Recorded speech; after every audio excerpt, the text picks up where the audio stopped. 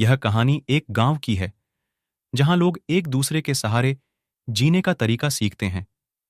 एक गांव था जहां लोगों के बीच में अनूठा एक बंधन था। यहां के लोग एक दूसरे के साथ मेहनत करते, सहायता करते और एक दूसरे के साथ खुशियों और दुखों को बांटते थे। इस गांव की कहानी बहुत ही अनोखी थी। एक बार गांव में एक नया आदमी आया। उसका नाम राम था।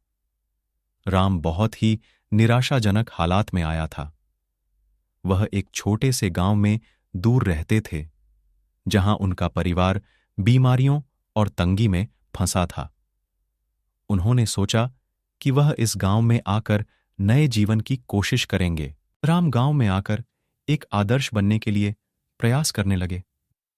वे हर काम में मेहनत करते, दूसरों की सहायता करते और सबके लिए प्रेरणा स्रोत बन गए। दूसरे लोगों की खुशियों और दुखों में भी वे सहभागी रहते।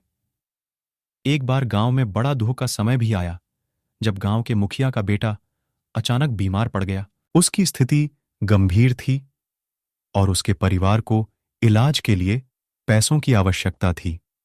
लेकिन गरीबी के कारण परिवार के पास इतनी धनराशि नहीं थी। जब राम ने इसे सुना, उन्होंने तत्परता से अपनी सभी बचत की राशि का उपयोग करके परिवार की मदद की। वे नहीं चाहते थे कि इस दुखी परिवार को किसी भी हमारी तरह जूझना पड़े। उन्होंने बचत की राशि के साथ साथ दूसरे गांव वालों को भी अपील की और उन्होंने भी उस परिवार की सहायता की। इस आपातकाल में गांव वालों ने एक बड़ी टीम बना ली।